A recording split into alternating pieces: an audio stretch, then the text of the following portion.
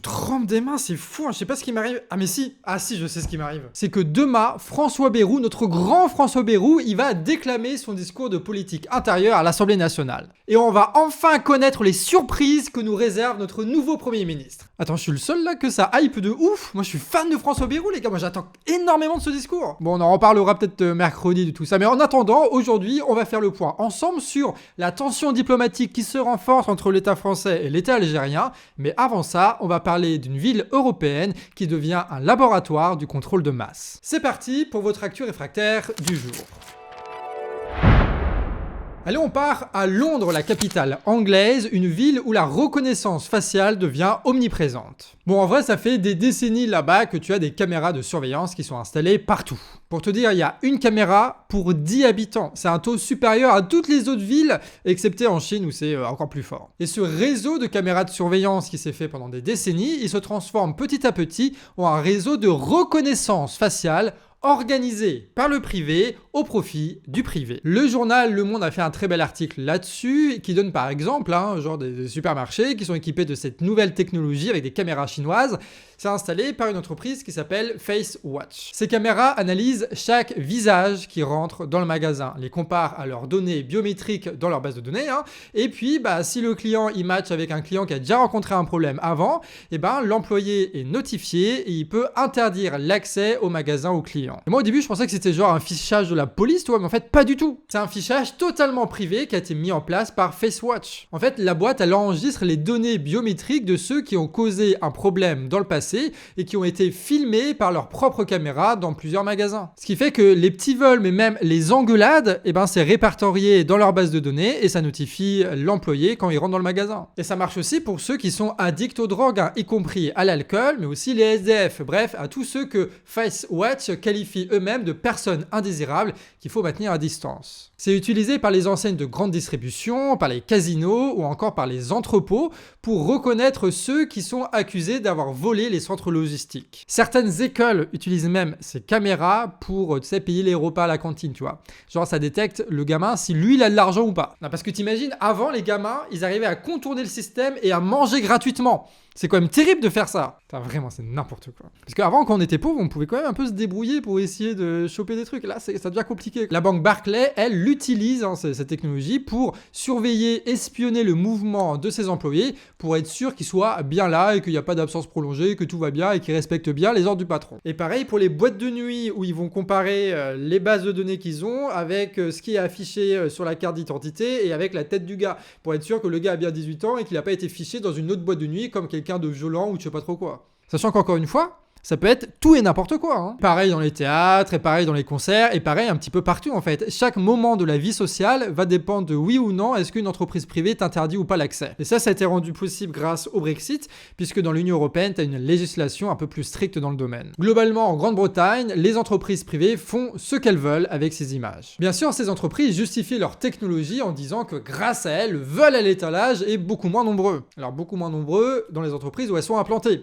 Peut-être que dans les autres, ça a augmenté du coup. Donc elles baissent leur business là-dessus, mais il faut se poser la question, pourquoi est-ce qu'il y a des vols en Grande-Bretagne et plus de vols d'après eux? Pour rappel, la pauvreté a explosé en Angleterre ces dernières années. Les demandeurs aux sous populaires ont grimpé en flèche, mais ces structures sont dépassées par la demande, un peu comme chez nous avec les restos du cœur. T'as faim, mais tu peux pas manger, t'as pas de thunes, t'as pas de boulot, et pour un vol, tu peux te retrouver blacklisté puis humilié publiquement. Tu te retrouves isolé socialement sans pouvoir faire aucun recours. En fait, c'est une technologie qui permet concrètement de faire taire la pauvreté et de maintenir les profits de ces entreprises malgré la pauvreté qui s'accroît. Enfin, à un moment donné, quand t'as faim, t'as faim. Et c'est même si tu mets les flics et tout ça, à un moment donné, ça pètera. Si tu résous pas le problème de la faim, ça pètera. Puis évidemment, ces entreprises privées sans contrôle qui possèdent une telle base de données, c'est un peu flippant. Depuis les révélations de Snowden et surtout de Wikileaks, on sait que les services de renseignement états-uniens et sans doute d'autres ont largement accès à nos données personnelles, organisant un espionnage de masse. Ces données combinées à ces technologies vont permettre un contrôle social au service des entreprises et de l'État pour contrôler encore plus la population. Et toi, qu'est-ce que tu penses de cette expérimentation à grande échelle du contrôle de la population? Dis-nous ça en commentaire. Allez, on continue l'actu avec un certain Bernard Ayotte. Je crois que ça se prononce pas Ayotte en Martinique, mais c'est pas grave, on va l'appeler Bernard Ayotte. Vous savez peut-être pas, mais c'est l'un des hommes les plus puissants des territoires d'outre-mer français. Et oui, son groupe GBH contrôle une grande partie de la distribution en Kanaki, en Martinique, en Réunion ou encore à Mayotte. Et Bernard, il se comporte comme un vrai tyran et sa tyrannie à lui, c'est imposer des prix élevés pour avoir des profits élevés. Évidemment, c'est très difficile de comprendre tout son système puisque Bernard, il a bien pris la peine de dissimuler ses chiffres. Et l'opacité, elle règne aussi à l'intérieur du groupe, parce que même ses 16 000 employés n'ont pas accès à ces chiffres. Mais toute la pyramide est en train d'être révélée grâce à des lanceurs d'alerte qui font partie des 170 hauts cadres de l'entreprise. Mais tout ça, c'est grâce à un contexte de mobilisation générale contre la vie chère en Martinique, où les prix sont en moyenne 40% plus chers qu'en métropole pour les produits alimentaires. Et parallèlement à ce grand mouvement populaire, des citoyens martiniquais ont saisi le tribunal de commerce de Fort-de-France à l'encontre du groupe. Du coup, Bernard Ayotte a publié ses comptes sociaux pour la première fois depuis 6 ans. Sauf que vous vous doutez que ce bilan a été maquillé. Et oui, dans ce bilan, on ne voit que la face immergée de l'iceberg, puisque les filiales du groupe tentaculaire n'y figurent pas. Résultat, le doute plane encore sur les véritables bénéfices du groupe. Par contre, ce qui ne laisse aucun doute, c'est les documents accablants qui ont fuité grâce à ces lanceurs d'alerte. Et c'est le journal Libération qui nous met le nez dedans. On y apprend que ces concessions automobiles du groupe, ils se font une marge de 18 à 28% à la vente. Concrètement, ça veut dire que si les Martiniquais achètent une voiture à 20 000 €, le groupe vole 5 000 €. Mais sur le site de GBH, impossible de trouver les prix puisqu'ils sont dissimulés. Mais pire encore, Libération a découvert que le groupe dissimule ses marges aux fournisseurs. Du coup, quand eux ils font une visite de fabricants automobiles, les concessionnaires modifient les prix. Avec tout ça, on comprend la loi du silence qui règne dans le groupe.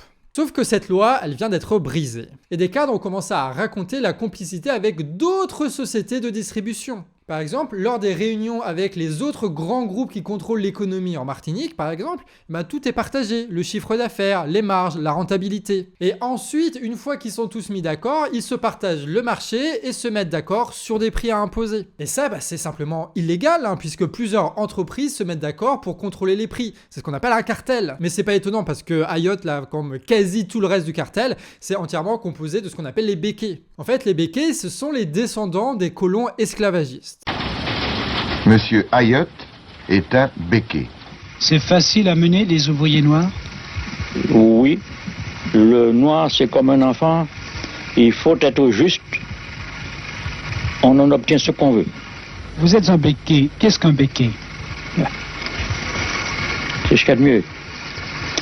Les béquets, sont les descendants des Blancs européens qui se sont reproduits en race pure dans les colonies. Et ces familles de colons, après l'esclavage, elles n'ont pas perdu leur propriété. Elles ont continué à contrôler l'île et notamment la gestion de l'importation et des exportations. Ce qui nous amène aujourd'hui à une caste qui contrôle toute l'économie des territoires d'outre-mer en étouffant la population avec des prix exorbitants. Et cette mascarade, elle se maintient en étouffant l'émergence de tout autre distributeur sur le marché. Bref, des tyrans qui mentent, qui manipulent, qui dissimulent, tout ça pour générer des profits énormes sur une population appauvrie.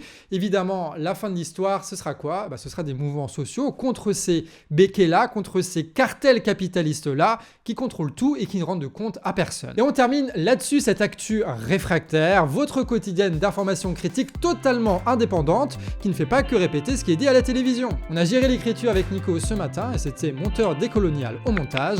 Abonnez-vous pour soutenir cette chaîne et à demain 18 h pour votre prochaine émission.